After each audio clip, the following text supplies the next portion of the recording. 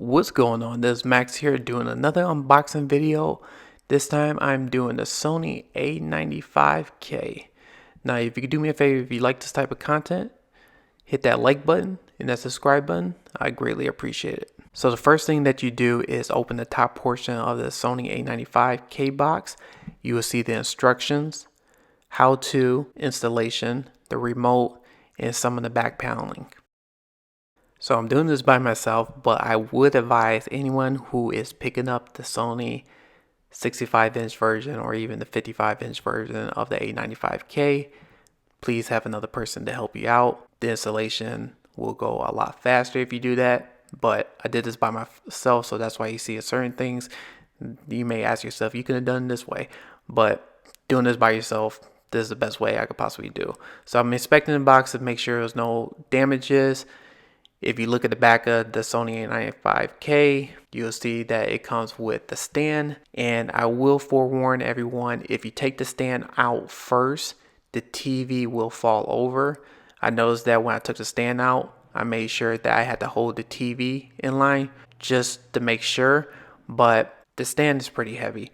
That's what's holding the TV so it doesn't fall.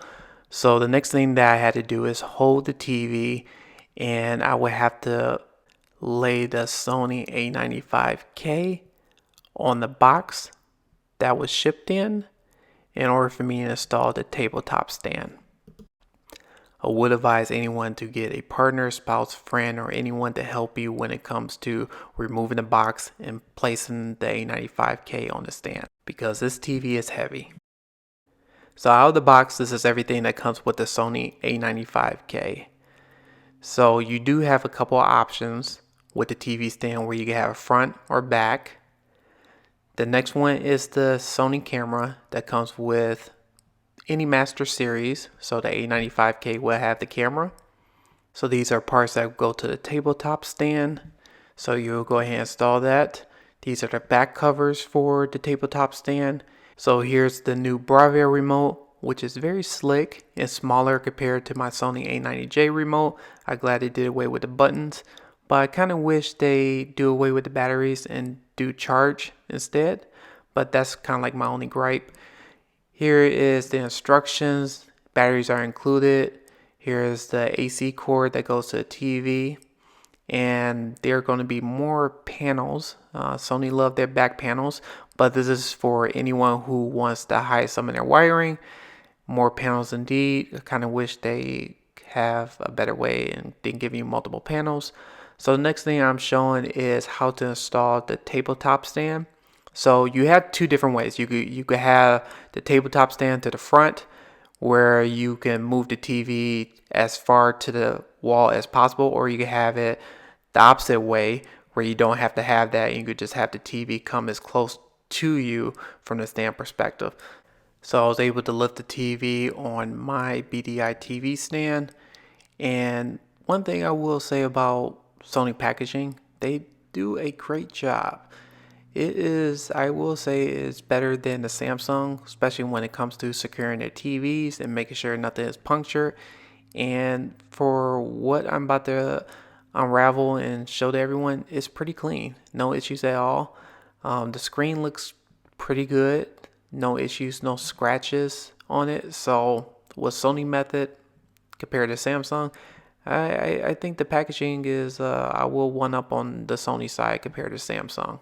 Only thing that I kind of wish that Sony has is that protective film when you peel off, like the Samsung or LG TVs. So this is the back of the Sony A95K.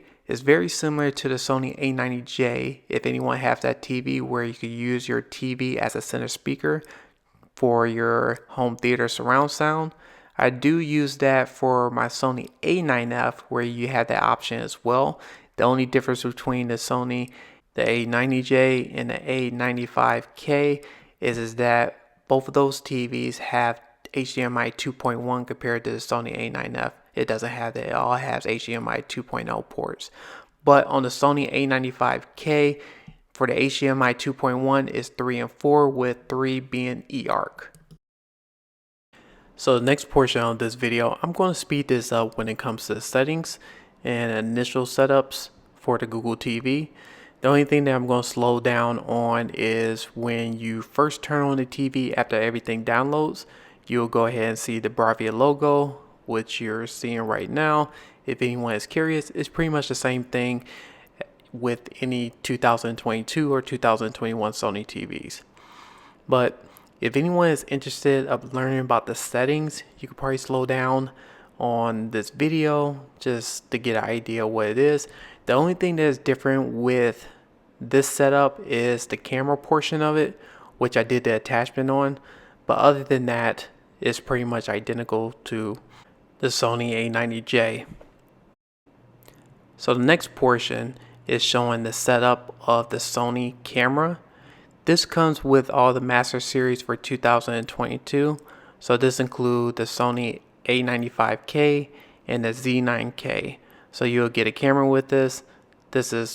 I'm fast forwarding everything right now, just doing the setup.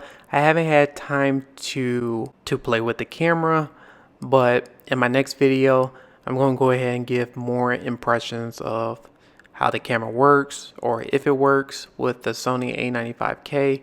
Is it useful? I will go into more of those details in later videos, but right now I'm just going through the whole setup, just making sure everything works, getting everything enabled, and going from there. So after setting the Google TV, this is the home menu for the Sony A95K. It's pretty much identical to the Sony A90J or any of the 2021 Sony TVs. There are some minor changes here and there, but everything as in layout wise is identical. So first thing that I am going to do is set up the audio. That's one thing, if anybody doesn't know, I have a home theater system. So if anyone is interested of how to set this portion up, the first thing that you need to do is for eARC, you do have to enable that in order for, if you have a capable receiver that supports eARC. And then also you have to do pass-through. And the reason for that is that anything that the TV decodes when it comes to audio wise, you want that to pass that to the receiver. And especially when you have consoles or streaming devices, 4K Blu-ray players that are plugged up to the TV, you could use that receiver as the eARC, play your surround sound system. But if you have any questions regarding the sound setup and how to install your receiver, just let me know in the comments, and I do more than willing to help anybody out, especially when they're trying to set up their Sony TV. So the next portion of the video, I'm going to show you how to set up the HDMI formats. So if you go to channel and inputs and hit external inputs, you go to the HDMI signal format.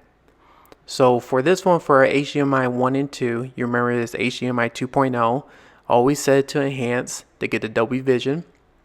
If you go to HDMI 3 and 4, that's where you get the 4K 120 and 4K 120 VRR and Dolby Vision. So for HDMI 3 and 4, for my use case, I did enhanced format VRR. Reason being, I do have a receiver, a Yamaha RX A8A, that does 4K 120, but it doesn't do VRR pass-through. So what I did was I have my Sony PS5 hooked up to my HDMI 4, and I have my receiver, I have my Xbox Series X connected to the receiver. So I'm getting 4K 120, but I'm not getting the VRR portion of it until I get the update to the receiver. So the next part, I am playing my Apple 4K TV. I'm just going through the actual picture settings For me, I use custom, and for me, I go through the picture settings. I use gradation preferred if anyone is curious. I left everything on default except for switching the brightness on there to gradation preferred just for the tone mapping, because I feel to my eyes it looks more accurate. When it comes to digital noise, when it comes to smooth gradation, I keep everything default. I left that low. I didn't tweak anything. When it comes to motion, that's to each its own. For me, I just left that default. I had no issues with it. I thought the motion on the Sony A95K so far has been pretty good. When it comes to the clearness, that's a black frame insertion. I left that low. When it comes to center motion, I left it as default, as in low itself as well. But everybody has their own preference. So just minor tweaks. So I'll come out with some more videos, talk about a little bit more about my settings. So next thing, I'm setting up the PlayStation 5. So if you do have a PlayStation 5 and you have a Sony Bravia TV 2021 or 2022, pretty much the PlayStation 5, when it comes to the display settings for HDR, it automatically optimizes for it. So that is a great feature if you do have a PlayStation 5 and you're looking for a new Sony Bravia TV. And I mentioned this before, 2021 and 2022, you do have that option for the PlayStation 5 to go to the optimization portion. So playing games, one thing I can say, 4K 120 VR works great, no issues. That's my first impression. The only thing that I just want to give a slight negative towards Sony, I said this before on my Sony A90J, is switching the HDMI formats. I have to constantly toggle between the enhanced Dolby Vision or the enhanced 4K 120 VR. I kind of wish that they had some type of macro that does it automatically, or you could just use one button, one setting where it just does it automatically for you, where you have to constantly go from one thing to another. That's just my preference, and I hope Sony in the future will do something for that. Also too, I kind of wish they had some type of game bar. It seemed like Samsung and LG has one. I kind of wish that Sony will also follow suit and does their own thing, especially when they have the PlayStation 5. But these are just minor things. So going into the positives, this TV is beautiful. This reminds me a lot of the Sony A90J, a juiced up Sony A90J. It has pretty much all the positives and none of the negatives. Where I say none of the negatives, I mean that especially when you play games, I don't have any issues where the brightness will change from the screen, or I have any issues with when you have those specular highlights. When it comes to the color volume, you'll see some of that may wash out here and there depending on the content. But what I'm watching and what I played so far, the TV does a remarkable job. But the question is, does it really worth the $4,000? That's up to the individual and what they're looking for. If you're looking for best picture, the Sony A95K definitely delivers, especially when it comes to picture features. If you're looking for something that is half and half, Samsung or LG will probably be your best bet when it comes to picture quality and gaming. So that's just my first impressions, but let me know what everyone thinks in the comments. I definitely appreciate everyone who subscribed and watching this video. Let me know what you guys think of the Sony A95K.